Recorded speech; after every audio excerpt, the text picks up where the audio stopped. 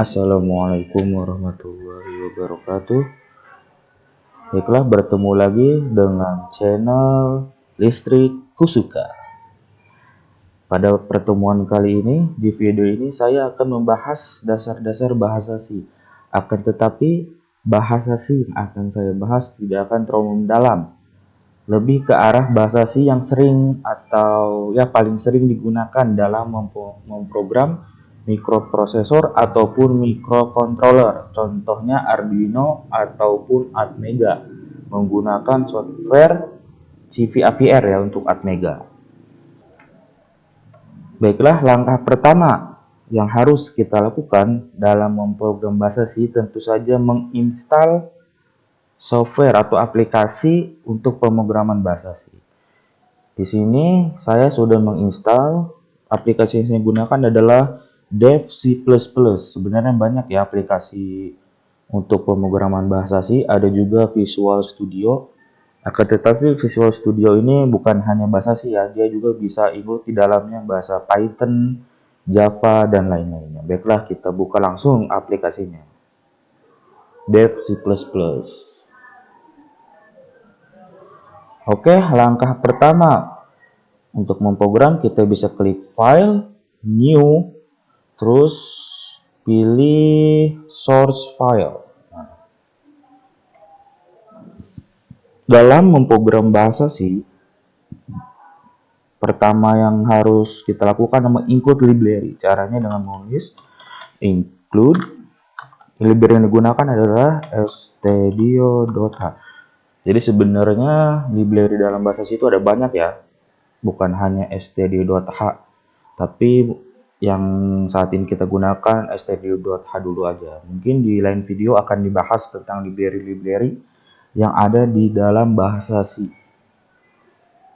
Selanjutnya itu kita tuliskan int main, kurung buka kurung tutup, kurung kurawal, dan return 0. int main yang ada di baris kedua ini ya, int main itu berfungsi sebagai pintu atau gerbang pertama kali pemrograman ini dibuka. Jadi komputer atau program itu membacanya itu dari kiri ke kanan. Dari program itu membaca codingan, membaca program yang kita tulis itu dari kiri ke kanan, lalu dari atas ke bawah. Nah, int main ini adalah gerbang utamanya. Jadi saat program ini dijalankan, maka program akan mencari di mana sih letak int main, dan itulah yang akan dieksekusi untuk pertama kali. Jadi gerbangnya lah gerbang pertama. Lalu return 0 dan kurung tutup kurawal. Di sini saya akan menjelaskan 3 ya. Yang pertama itu sintak printf, scanf, dan variabel. Pertama itu yang penting, salah satu yang penting di dalam pemrograman bahasa itu komentar. Cara penulisan komentar bisa dengan garis miring 2 kali. Nah, garis miring 2 kali, lalu kita bisa tuliskan komentar yang kita inginkan. Contohnya ini adalah komentar. Terlihat ya, untuk komentar di sini warnanya akan berubah menjadi warna biru muda. Nah, komentar garis miring 2 ini digunakan untuk komentar satu baris. Jadi kalau kita tulis lagi komentar di bawahnya, misalkan Kripik Kusuka, dia tidak akan berwarna biru muda. Itu tandanya dia ini bukan komentar. Nah, terus bagaimana kalau misalkan kita ingin membuat komentar tapi nggak usah baris ini, terus kita bikin lagi baris per baris. Itu ada namanya, selain komentar satu baris, komentar banyak baris. Cara penulisan komentar banyak baris ini adalah komentar satu baris. Caranya itu dengan garis miring bintang, diawali oleh garis miring bintang, terus kita tulis komentarnya. Misalkan ini adalah komentar banyak baris. Diakhiri oleh bintang garis miring. Lihat, komentar banyak baris. Oke, kita enter ya. Lihat, nah lihat, dalam komentar banyak baris ini Dia memiliki 2 baris dan semuanya itu berbentuk komentar. Ciri-cirinya yang gampang dilihat itu tulisannya berwarna biru muda. Jadi kalau kita dihilangkan, nah lihat, return 0 dan kurung kurawal itu warnanya sama-sama biru muda, menandakan dia masih masuk ke dalam komentar. Untuk komentar banyak baris ditutupnya dengan bintang dan garis miring. Selanjutnya saya akan mencontohkan sintak untuk printf ya. Kita bisa tulis printf kurung buka kurung tanda kutip 2. Jangan lupa di ujungnya kasih titik koma. Printf ini fungsinya untuk menampilkan sesuatu ke konsol. Jadi apapun yang kita tuliskan di antara kutip 2 ini akan ditampilkan ke konsol. Contohnya ya. Di sini contohnya listrik ku suka. Nah, kita contoh running ya, cara menjalankan programnya tinggal klik yang kotak warna-warni, compile and run. Nah, di sini kita save ya. Save-nya misalkan di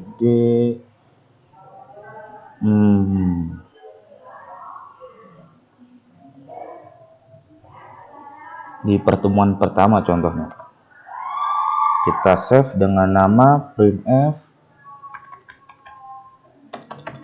file name-nya ya, printf scanf dan variabel.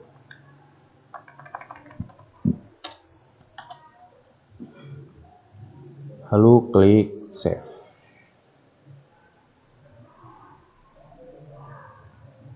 Nah, lihat di sini di dalam konsol dapat kita lihat dengan jelas tulisannya sama persis dengan yang ada di printf, yang ada di antara kutip 2.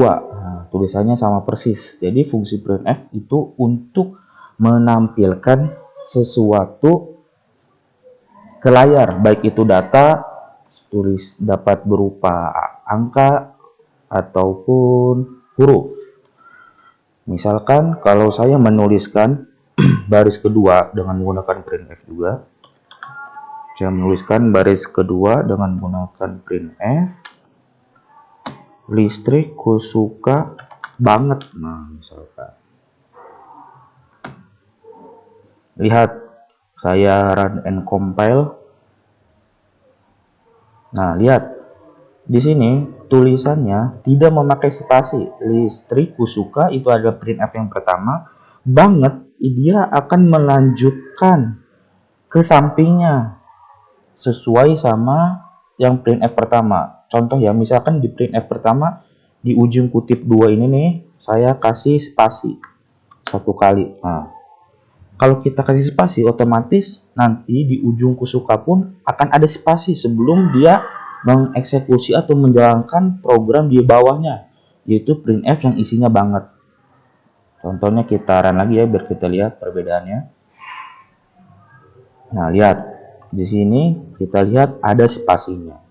Sesuai dengan printf yang pertama, listrik kusuka ujungnya kasih spasi, maka di sini pun ada spasi. Baru bawahnya baru sampingnya banget. Nah, terus jadi pertanyaan, gimana caranya supaya bangetnya ini ada di baris kedua atau new line, baris baru? Itu kita menggunakan garis miring N. Garis miringnya tapi ke arah kanan ya, bukan ke arah kiri. Garis miring N. Garis miringan ini fungsinya untuk membuat baris baru, enter ya, satu enter di bawah. Dan dia diletakkan di antara kutip 2 di dalam printf. Karena printf kan fungsinya menampilkan sesuatu ke layar. Maka sesuatu di ditampilkan ke layar itu setelah tulisan listrik ku suka akan ada satu enter, baru tulisan banget. Sekarang kita lihat perbedaannya. Nah, lihat. Listrik ku suka garis miring N sebagai enter, baris baru ke bawah baru tulisan banget. Jadi fungsi garis miring N itu sebagai baris baru. Selanjutnya saya akan menjelaskan tentang scanf. Nah, ini saya hapus ya.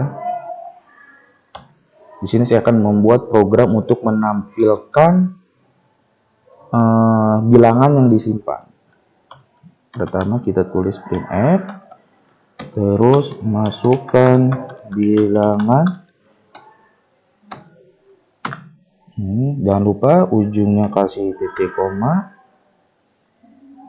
Ini masukkan bilangan, ya masukkan bilangan aja.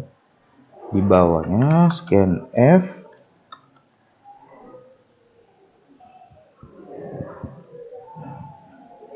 Di sininya saya lupa ya, intx scanf %d, koma dan x. Nah, baiklah.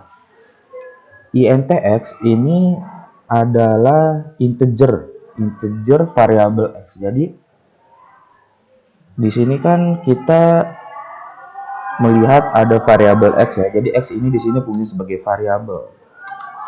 X adalah variabel yang nilainya itu apa? Nilainya itu dijelaskan di sini int. Int itu artinya integer atau bilangan bulat. Ini kita buat komentar banyak baris berarti ya, dengan cara garis miring bintang. Nah, dan diakhiri oleh bintang garis miring. Lihat ya, yang bukan jadi komen warnanya kembali seperti semula, sedangkan komen warnanya biru muda. X adalah variabel dari integer, di mana integer itu adalah bilangan bulat. Bilangan bulat itu contohnya apa aja? 1, 2, 3, 4, 7, 1000, sejuta, min 10, min 1000, min sejuta. Itu adalah integer. Jadi integer itu bilangan bulat. Nah, terus ini printf seperti yang sudah saya jelaskan sebelumnya. Lalu scanf, jangan lupa titik koma di ujung ya.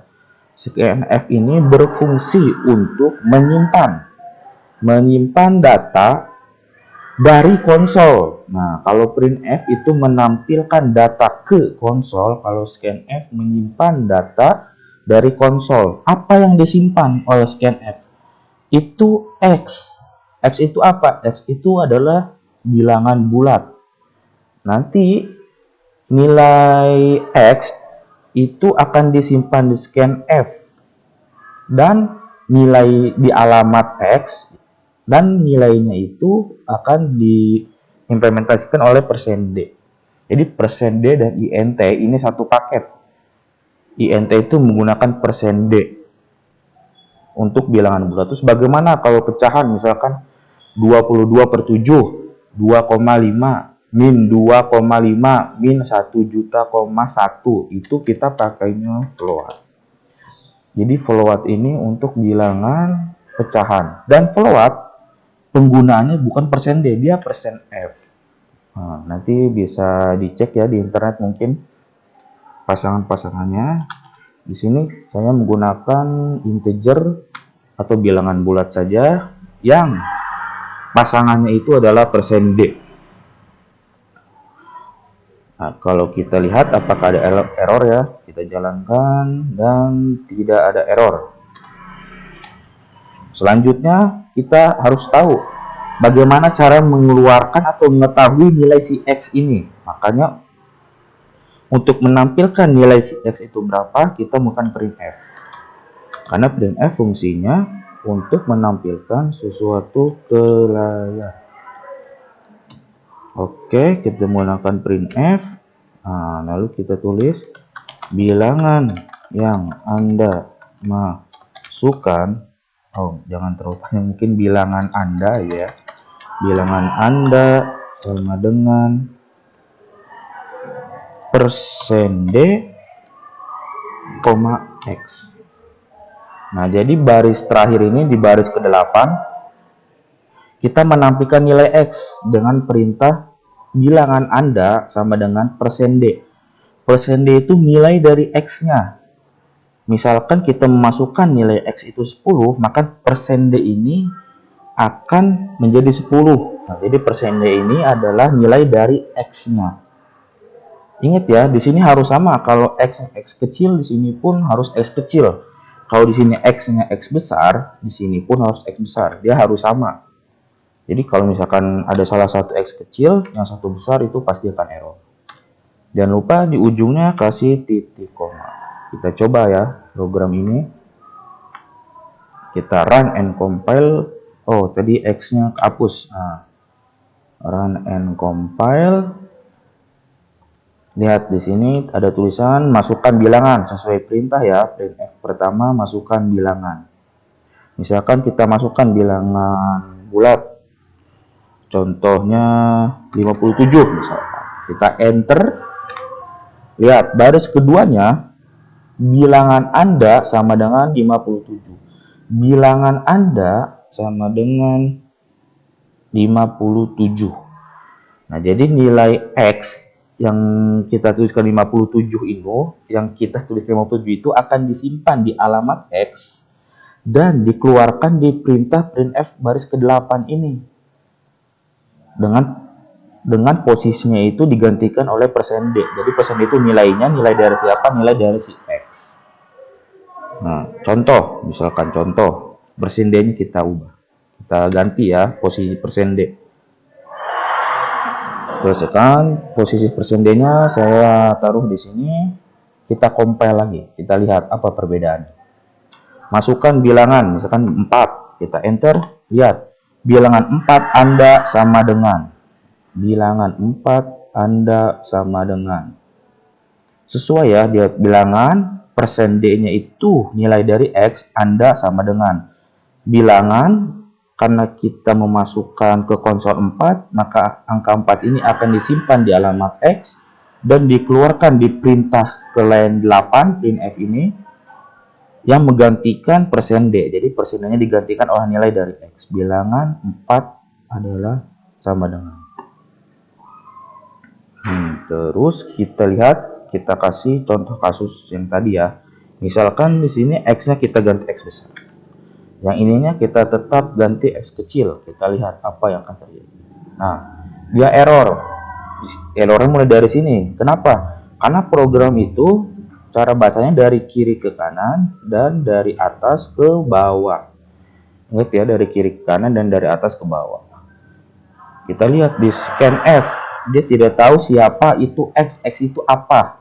X itu sebagai variabel apa? Dia tidak tahu karena X ini belum diinisialisasi, belum diberikan keterangan bahwa X ini ada sebagai integer. Padahal di sini ada X karena dia X yang dikasih keterangannya itu sebagai variabel ada X besar, sedangkan yang kita gunakan dalam scanf adalah X kecil. Makanya dia akan error. Nah, contoh ya, contoh kasus lain. Misalkan kita pindahkan int X-nya di bawah printf. Kita lihat coba apakah yang terjadi. Kita run and compile. Masukkan bilangan. Nah, masih sama seperti sebelumnya ya. Masukkan bilangan. Saya masukkan 6, enter. Bilangan 6 adalah sama dengan, masih sama ya, bilangan X-nya itu dari persen D 6 adalah sama dengan. Persen D-nya kita kembalikan ke posisi semula. Jadi dia masih bisa. Tapi coba kita taruh int X-nya itu di bawah scanf. Dan kita lihat apa yang akan terjadi. Kita run and compile. Nah, dia malah error. Kenapa dia error? Karena si program ini dia tidak tahu X yang ada di scanf ini sebagai variabel apa. Padahal kita kan sudah dikasih tahu ya, ini ada X kecil dan dia adalah sebuah bilangan bulat atau integer X kecilnya. Tetapi program tetap tidak tahu X itu sebagai apa. Kenapa bisa terjadi seperti ini? Kenapa bisa error? Karena program itu membacanya dari atas ke bawah. Jadi dia baca dari atas ke bawah. Dia baca printf karena komentar tidak dieksekusi atau tidak dijalankan oleh program. Dia masuk ke printf, lihat di printf masukkan bilangan sama dengan, oke, betul. Lalu dia turun ke scanf persen %d itu untuk integer, tiba-tiba di sana ada x. Dia belum tahu x itu siapa, x itu sebagai variabel apa, karena kita mendeklarasikan x itu di bawah scanf. Jadi scanf itu tidak akan tahu x itu sebagai apa. Nah, paham ya? Jadi kita harus menaruh deklarasi atau pengenalan siapa itu x itu sebagai variabel apa di paling atas, ataupun sebelum, atau bisa juga di bawah, tetapi sebelum dieksekusi x itu apa gitu. Jadi harus dideklarasikan dulu. Selanjutnya misalkan kita buat dua buah bilangan ya. Misalkan kita masukkan bilangan, kita ganti masukkan bilangan pertama. Misalkan bilangan pertama, lalu bawahnya kita copy aja biar cepat.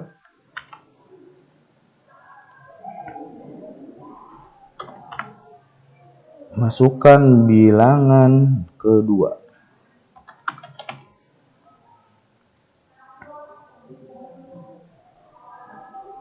Printf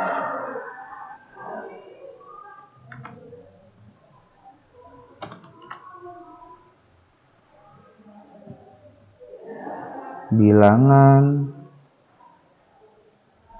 pertama sama dengan bilangan kedua. Misalkan kita menginisial, di sini ada dua buah x. Misalkan kita menginisialisasi x-nya 2 kali. Kita lihat apakah bisa kita menginisialisasi x. Nah, tidak bisa. Jadi di dalam bahasa C juga inisialisasi itu hanya cukup sekali untuk variabel yang sama. Jadi tidak boleh inisialisasi 2 kali untuk variabel yang sama. Kalau kita ingin inisialisasi pakai variabel yang berbeda, contohnya inty. Misalkan inty. Nah, di sini kan bilangan pertamanya itu kita simpan di variabel x ya, berarti dia masukkan bilangan pertama diketik, kita enter akan masuk ke alamat x, bilangan keduanya akan masuk ke alamat y, maka kita butuh scanf lagi, di mana di bawah printf. Scanf berarti yang ini dan-nya dan y. Nah, jadi bilangan kedua ini akan disimpan di alamat y. Jadi dia disimpan di dua buah alamat, x dan y. Yang x itu untuk bilangan pertama, yang y itu untuk bilangan kedua. Nah, di sininya harus kita ubah. Bilangan pertama itu kan tadi x, maka di sininya persen %d, x. Karena bilangan keduanya itu y, maka di sini persen %d-nya komanya harus menggunakan y. Kita coba run and compile ya, kita lihat apa yang akan terjadi. Nah, masukkan bilangan pertama, kita perkecil dulu. Ini kasih enter aja kali. Nah, masukkan bilangan pertama. Contoh bilangan pertama 5. Kita enter. Nah, jadi dia dari atas ke bawah ya, printf. Fungsinya untuk memunculkan sesuatu ke konsol. Yang dimunculkan adalah masukkan bilangan pertama. Bilangan pertamanya 5, ke enter. 5-nya disimpan di alamat x, lalu printf keduanya masukkan bilangan kedua, maka di konsol akan ada tulisan masukkan bilangan kedua. Misalkan bilangan keduanya 10. Lalu kita enter. Lihat, bilangan pertama 5, bilangan kedua 10. Di sini tidak ada baris baru. Nah, maka kita akan buat baris baru. Dengan cara apa kita membuat baris baru? Yaitu dengan garis miring N. Kita coba lagi. Masukkan bilangan pertama. Bilangan pertamanya 5, bilangan keduanya 10. Lihat, bilangan pertama sama dengan 5, bilangan kedua adalah 10. Jadi seperti itu ya. Jadi menyesuaikan, kalau bilangan keduanya itu adalah alamatnya y, maka di sini kita akan tuliskan di printf yang terakhir y. Persen d-nya ini berarti persen d punyanya si y. Kalau yang atas ini persen d-nya punyanya si x.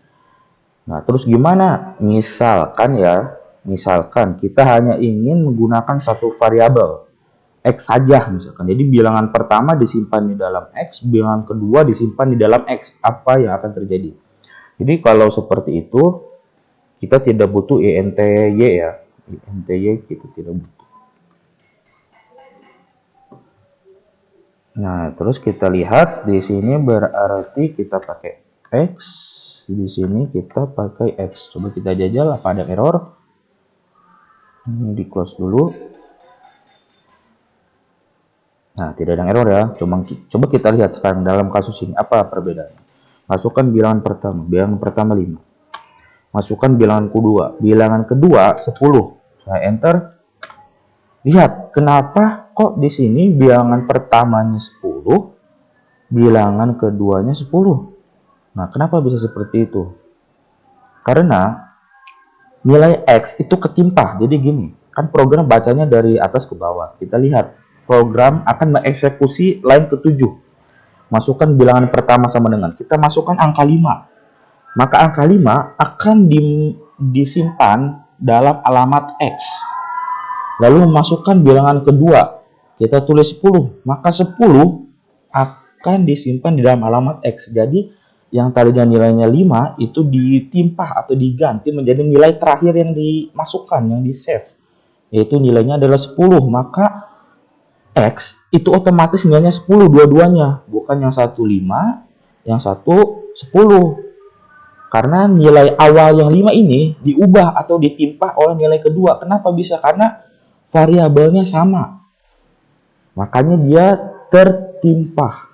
Nah, seperti itu ya. Ini untuk kasus yang menggunakan variabel X saja. Kita kembalikan ke seperti semula. INTY.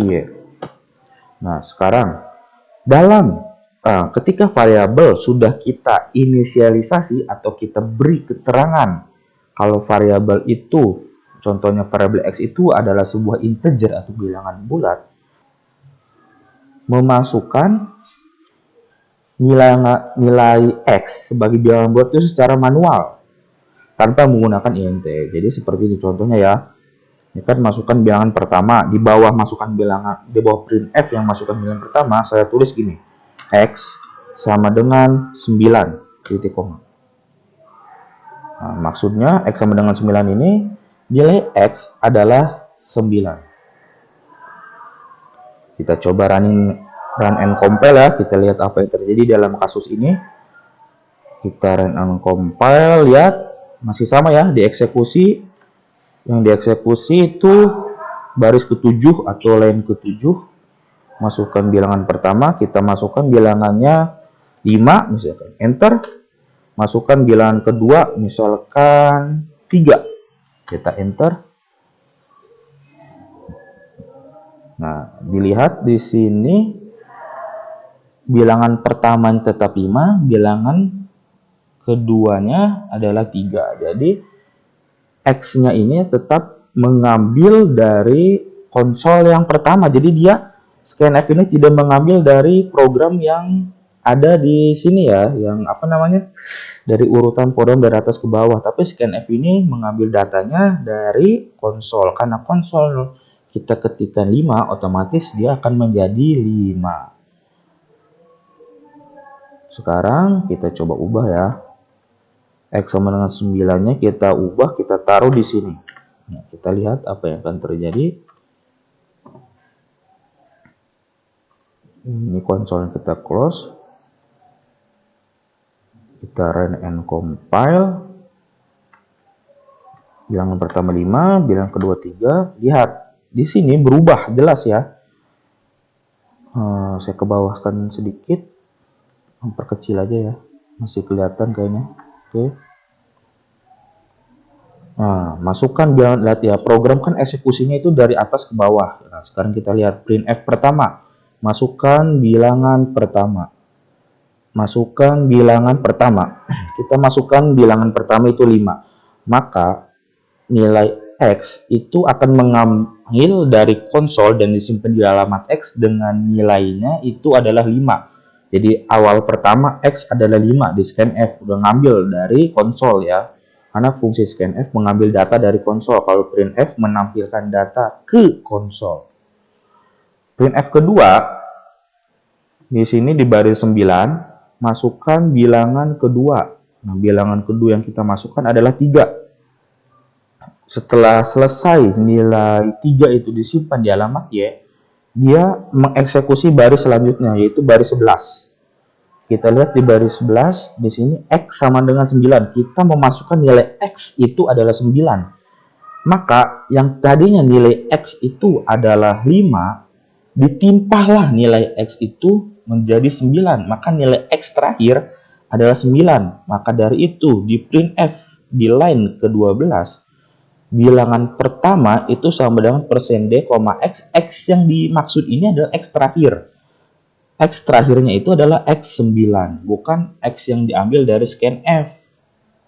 Nah, paham ya? Jadi kita juga bisa memasukkan nilai, memasukkan nilai dari sebuah variabel tersebut. Dengan cara tinggal ditulis saja X sama dengan 9. Kalau pengen 10, ya 10. Pengen 100, ya 100. Ya 1100. Ujungnya jangan lupa titik, koma. Jadi seperti itu.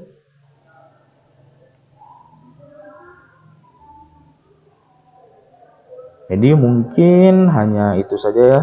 Untuk pertemuan kali ini kita hanya membahas printf, scanf, dan variabel, tetapi dalam beberapa kasus.